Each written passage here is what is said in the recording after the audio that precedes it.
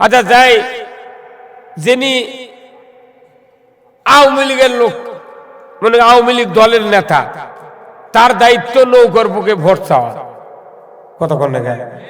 কিন্তু আমি নৌকার ক্যানভাস করিচ্ছি, ভোট যা দিচ্ছি ধানের শিরত, তাহলে আওয়ামী লীগের লোক কি করবে?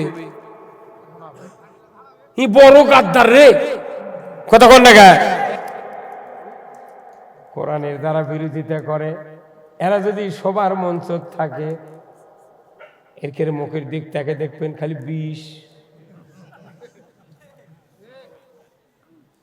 আমার সাথে একটা খুব নিকটতম প্রশাসনের লোক, বুঝছেন, ওই দেখে গল্প করছে একদিন হঠাৎ করে যে, হুজুর আপনারা যে বক্তৃতা করেন একে সলিড কোরআনের কথা আপনি কন, কিন্তু আমার একটা সন্দেহ হয় যে, আচ্ছা কি সন্দেহ করছে হুজুর, যেগুলা লোক সবার সামিয়ানার থাকে এরা কে 110% কোরআনের পক্ষে, এই প্যান্ডেলের যারা বসে, আর যারা দাওয়াত দেয় আপনাকে তারা 75% কোরআনের বিরুদ্ধে, আর যারা আপনাকে ডাইনে বায়ে মঞ্চ বসে থাকে এরা 105% কোরআনের বিরুদ্ধে। এরই মধ্যে আপনি কিভাবে বক্তৃতা দেন, আমার শুনে ভয় ধরে। আসসালামু আলাইকুম ওয়া রাহমাতুল্লাহি ওয়া বারাকাতুহু। বাবা মাইকও একটু সাইন দাও তো, এই এই সাউন্ড বক্স দেওয়াতে বেশি মোটা হচ্ছে গলা। আলহামদুলিল্লাহ আলহামদুলিল্লাহ নাহমাদুহু ওয়া নাস্তাঈনুহু ওয়া নাস্তাগফিরুহু ওয়া নু'মিনু বিহি ওয়া নাতাওয়াক্কালু আলাইহি ওয়া নাউযু বিল্লাহি মিন শুরুরি আনফুসিনা ওয়া মিন সাইয়্যাতি আ'মালিনা। من يهدي الله فلا مضل له ومن يضلله فلا هادي له ونشهد أن لا إله إلا الله وحده لا شريك له ونشهد أن سيدنا وحبيبنا ومولانا محمدا عبده ورسوله الذي أرسله بالحق بشيرا ونذيرا وداعيا إلى الله بإذنه وسراجا منيرا فقد قال الله تعالى في كلامه المجيد والفرقانه الحميد। সবাই জবান খুলে পড়ুন আউযু বিল্লাহি মিনাশ শাইতানির রাজিম। বিসমিল্লাহির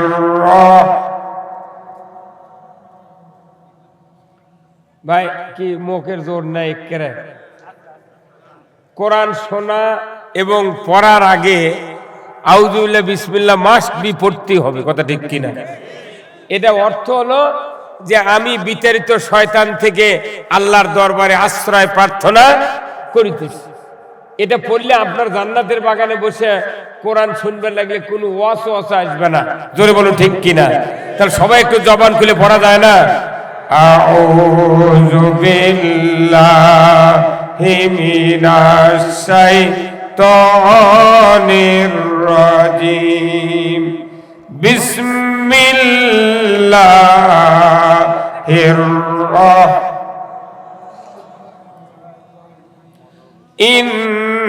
ইন্নাল্লাহা ওয়া মালাইকাতাহু ইউসাল্লুনা আলান নবী ইয়া আইয়ুহাল্লাযীনা আমানু সাল্লু আলাইহি ওয়া সাল্লিমু তাসলিমা।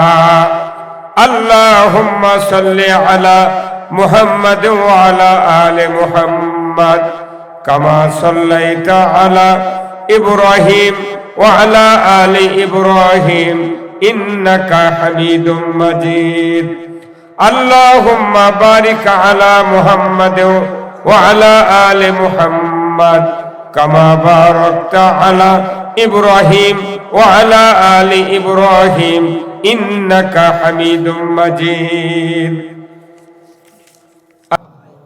কেমন আছেন?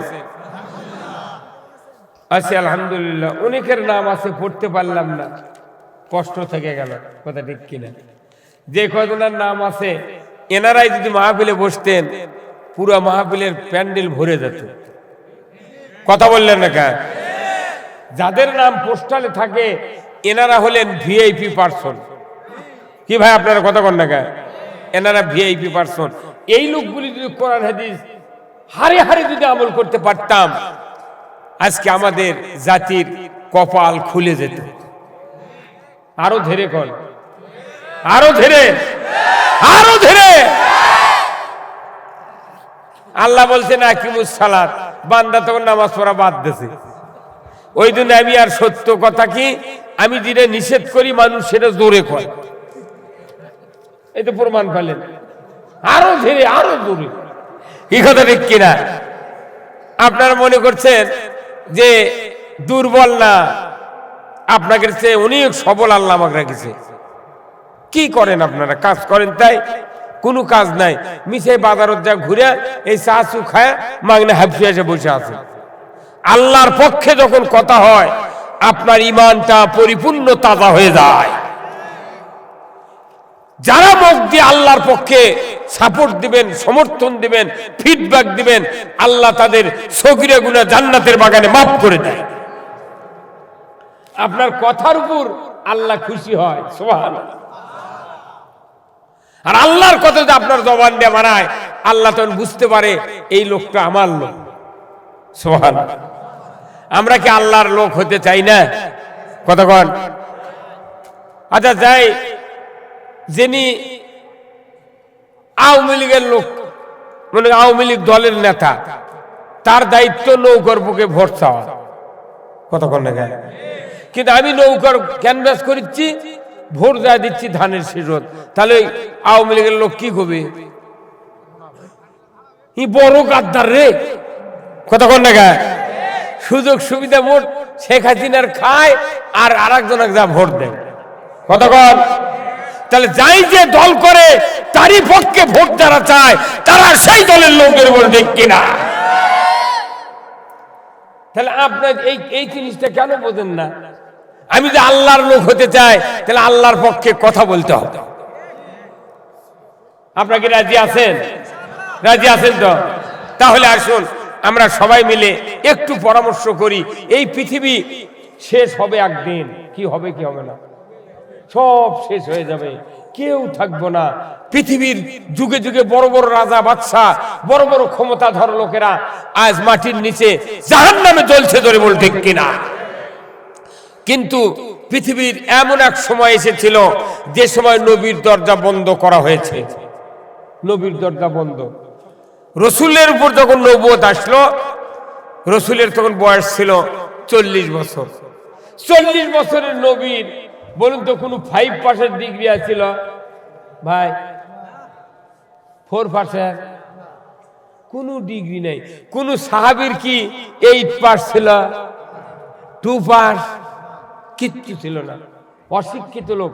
নবী নিজে বলেছিলেন ওই হীরা গুহার যখন জিবরাইল এসে বললেন ইকরা বিসমি রব্বিকাল্লাযী খলাক, তখন রাসূল বলেছিলেন আনা উম্মি, আমি অশিক্ষিত লোক জিবরাইল, আমি তো জিবরাইলকে চিনি না, তবে আমি অশিক্ষিত।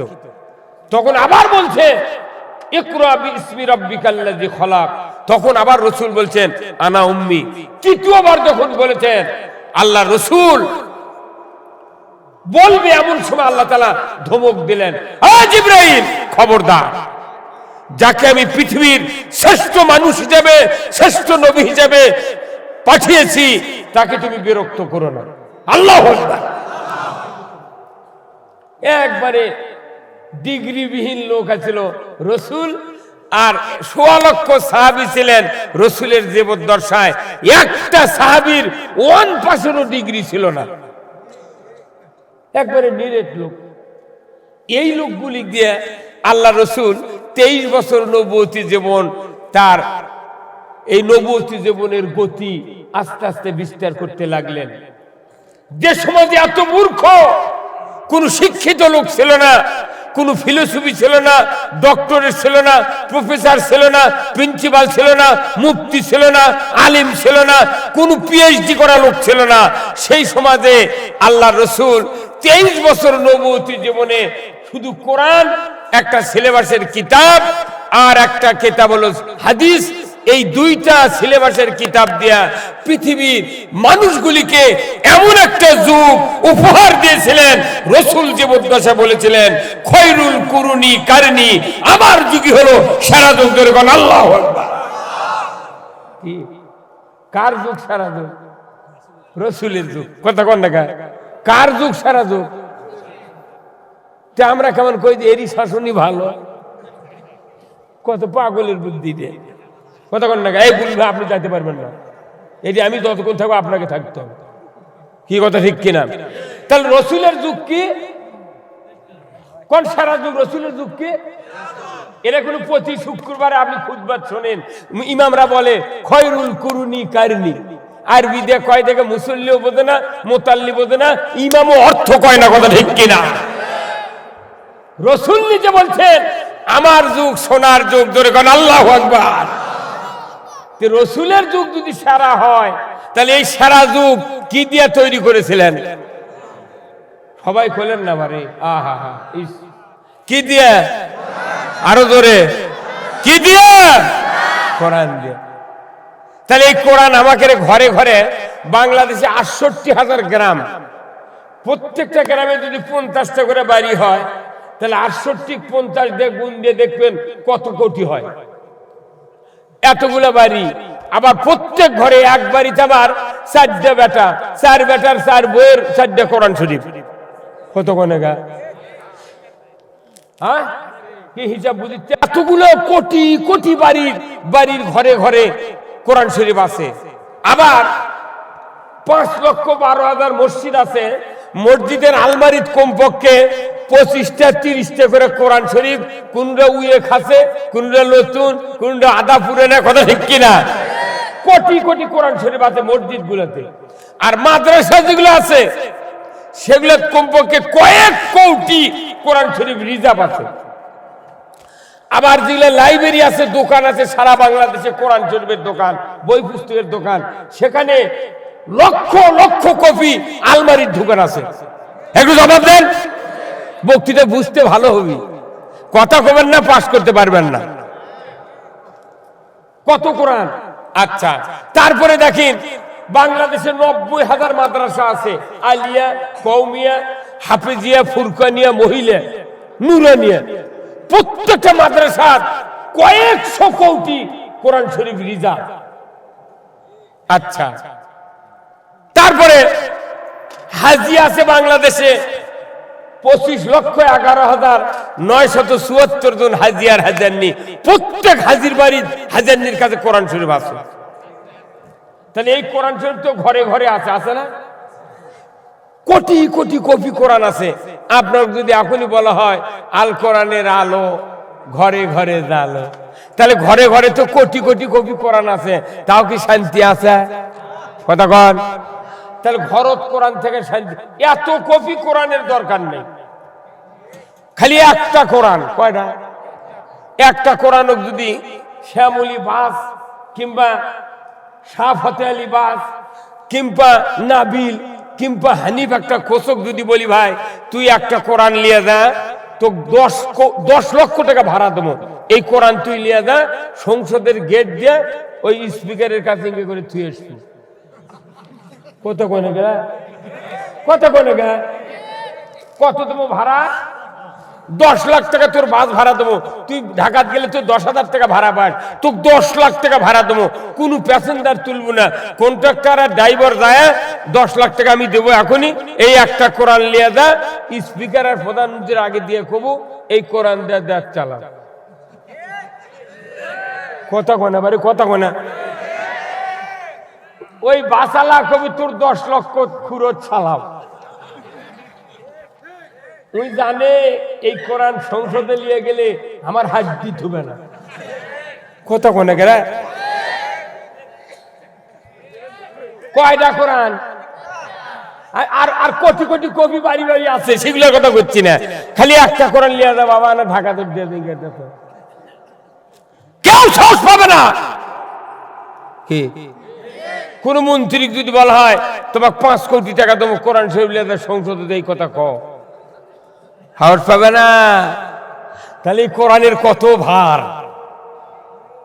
এত কোরআন তো দরকার নাই একটা কোরআন সংসদে থাকবে পৃথিবী পানি কথা বললেন না আপনারা পৃথিবী পানি তারই জন্য কোটি কোটি কপি কোরআন পড়ে পড়ে হাফেজ করে বুক ফাটিচ্ছে মুখ ডেলে আলপা পড়িচ্ছে আর রোজার মধ্যে খতম তারাবি বাড়ি বাড়ি কোরআন পড়ে গোর বাড়িতে কইতে হুজুর এনা খতম বকশে দেন লাভ কি কোনো লাভ নাই আল্লাহ রসুলের সময় সাহাবারা কোরআন পড়ছেন ঠিক কিন্তু আগে কোরআন মদিনার সংসদে রাখিছে আরে তো আওয়াজ জোরে হলো না কোথায় রাখছে মদিনার সংসদে রাসূলুল্লাহ মূর্খ মানুষের কাছে কোরআন ছিল মদিনার রাষ্ট্রের উপরে যার কারণে সমাজে মূর্খ থেকে কি লাভ কোরআন দিয়ে শাসন হওয়ার কারণে মূর্খরা জান্নাতে গেছে ধরে বল ঠিক কিনা পুরো 12.5 লক্ষ বর্গ মাইল শান্তিতে ভরে দিয়েছে আল্লাহ মূর্খ কিন্তু কোরআন ছিল উপরে মূর্খ কিন্তু কোরআন ছিল উপরে আর বর্তমানে বাংলাদেশে ডক্টরেটের অভাব নাই ওরে নাম্বারে কি ডিগ্রি ডক্টরেট ডক্টর কি doctor professor philosophy vice principal principal অধ্যক্ষ প্রভাষক অথবা মেয়র মেয়র কাউন্সিলর কতক্ষণ কত পদ এত ডিগ্রি বাড়লো কিন্তু শান্তি নাই পৃথিবীতে কারণ কি কোরআন উপরে নাই ডিগ্রি বাড়লো কোরআন নাই অশান্তি দিয়ে ভরে যাবে আর ডিগ্রি নাই কোরআন আছে শান্তিতে ভরে যাবে এটাই হলো কোরআনের সবচেয়ে বড় মুজিজা কোরআন দিয়ে এই কোরআনকে এই কোরআনের আন্ডারে আমাকে চলতে হবে কোরআন আমার আন্ডারে চললে আমি কখনোই জান্নাতে যেতে পারবো না এই কোরআনের আন্ডারে আমরা কি চলতে চাই কারা কারা দুহাত তুলে দেখান লিল্লাহে তাকবীর নারায়ে তাকবীর নারায়ে তাকবীর আল কোরআনের আলো আবার ঘরে ঘরে কে কইল রে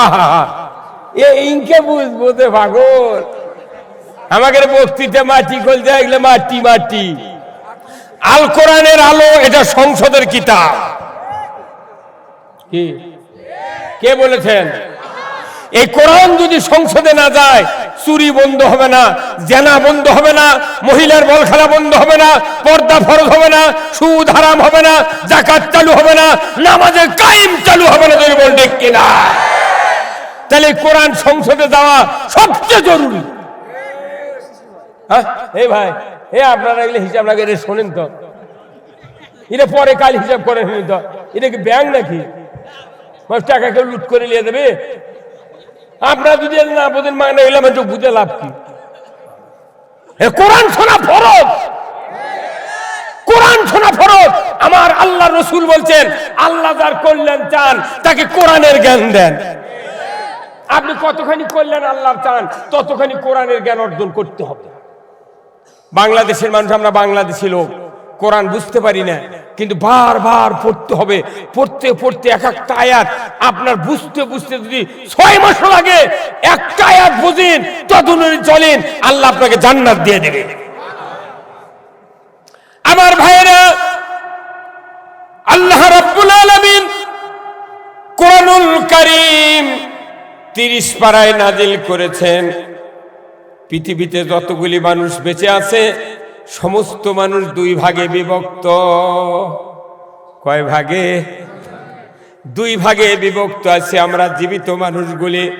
আল্লাহ তাআলা 30 পারা সূরা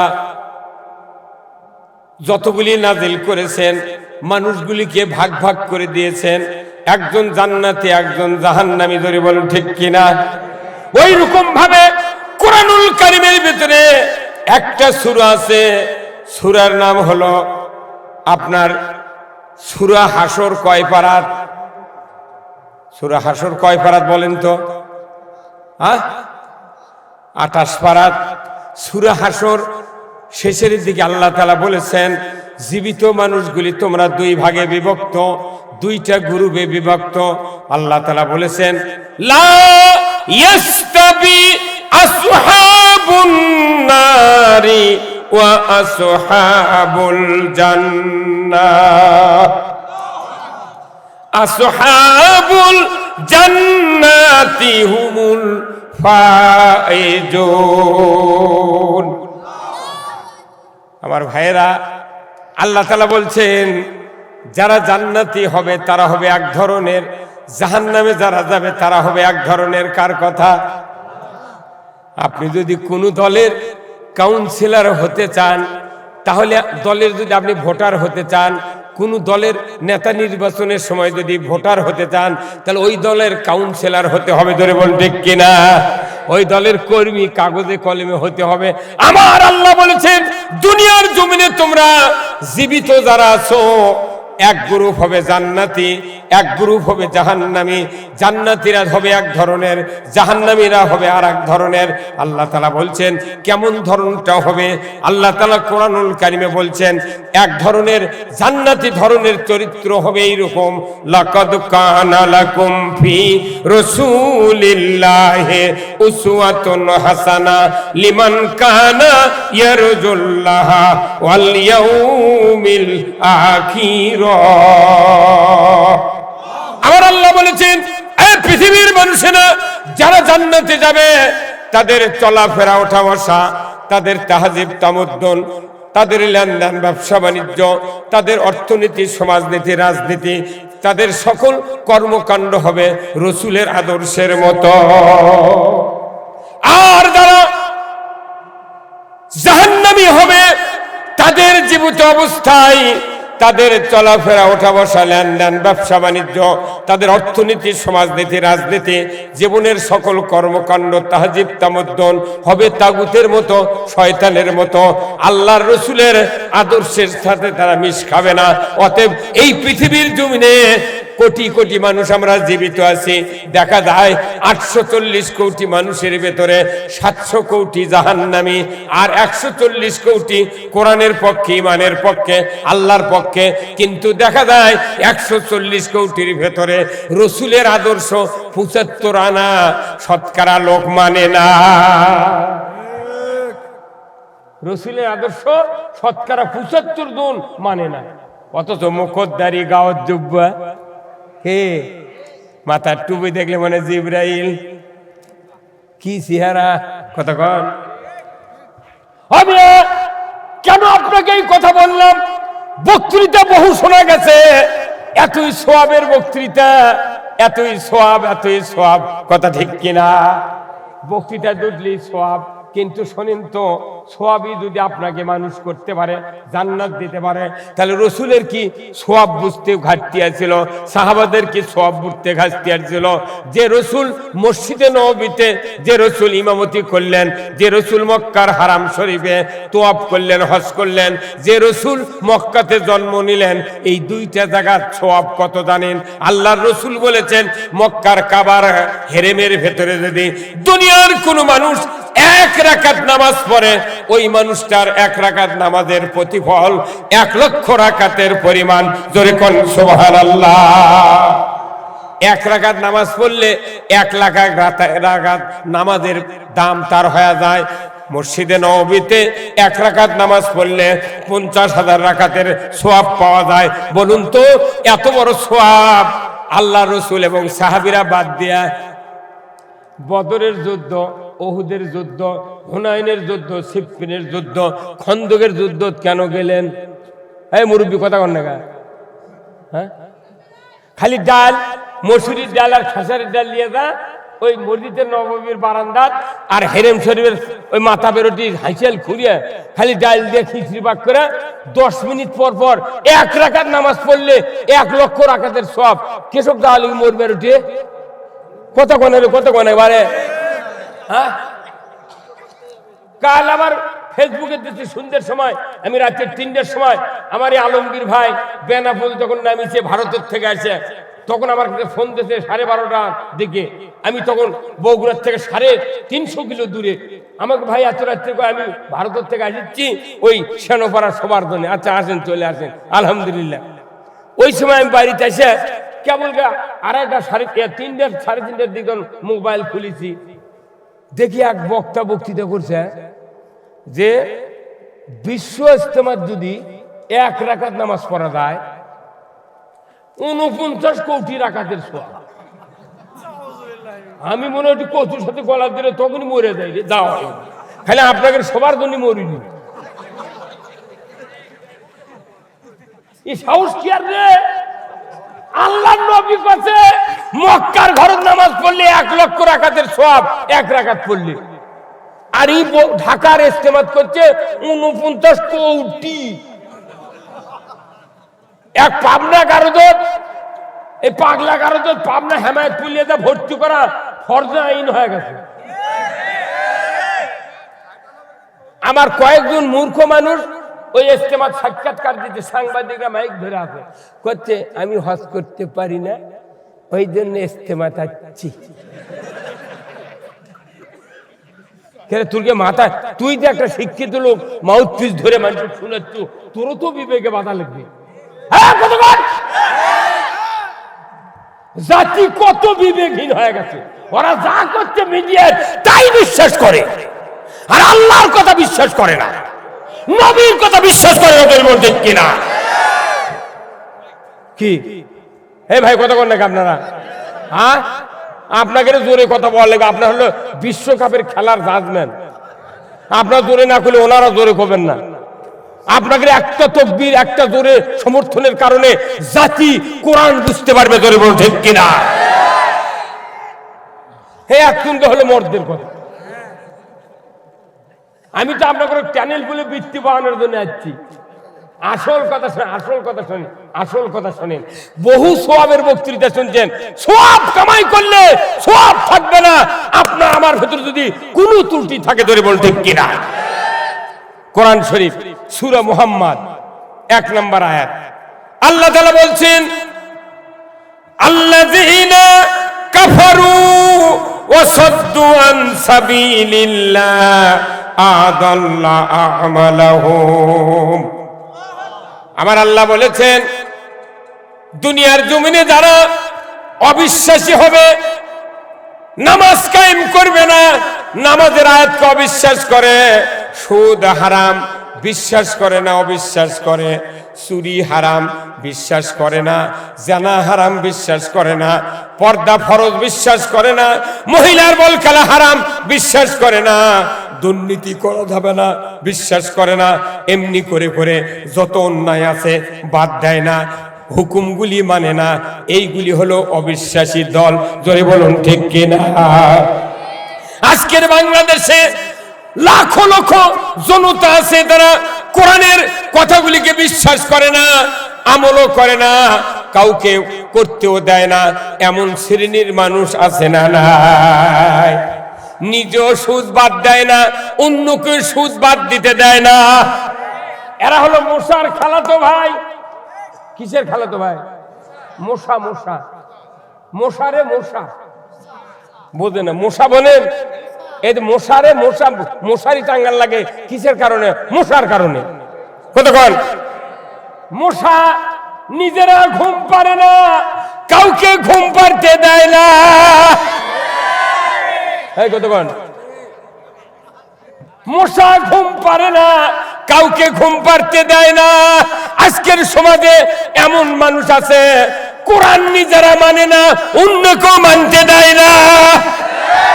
এরা মশার খালাতো ভাই। হ্যাঁ, ঠিক। এরা মশা। এই শ্রেণীর ইমানদারেরা আল্লাহ বলেছেন এরা অবিশ্বাসী। এই লোকেরা নামাজ পড়বে, এই লোকেরা রোজা করবে, এই লোকেরা মসজিদ বানাবে, এই লোকেরা মাদ্রাসা বানাবে, এই লোকেরা ইতিকাফ করবে, এই লোকেরা হজ করবে, এই লোকেরা কোরআনের কথা বলবে, এই লোকেরা নবীর সুন্নতের কথা বলবে, কিন্তু লোকদেরকে আল্লাহর পথ থেকে বিরত রাখার চেষ্টা করবে। এই শ্রেণীর চরিত্রবান লোকদের যতই নেক আমল করুক না কেন, আমি রব্বুল আলামিন তাদের সমস্ত নেক আমল ধ্বংস করে দেব।